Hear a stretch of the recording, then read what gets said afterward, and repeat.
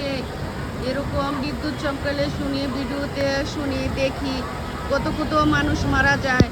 আল্লাহ সবাইকে রহমত করো, আল্লাহ সবাই যেন ভালো থাকে, কারো যেন দুর্ঘটনা আল্লাহ না ঘটায়, সবাই যেন ভালোভাবে সুন্দর সুস্থভাবে ধান তুলতে পারে। গ্রামে অনেক বিদ্যুৎ চমকাচ্ছে, আমরা বাসায় আছি ঢাকায়, তাও কত ভয় লাগে বিদ্যুৎ চমকাইলে। আর যারা এখন কাজ করতেছে ওদের কত ভয়। এখন বৃষ্টি তো প্রায় শেষের দিকে, কিন্তু বিদ্যুৎ প্রচুর চমকাচ্ছে, প্রচুর শব্দ হচ্ছে। আবার বৃষ্টি একটু বেড়ে গেছে, আর বৃষ্টির শব্দ তো এমনি ভালো লাগে, বৃষ্টির ফোঁটা দেখতেও ভালো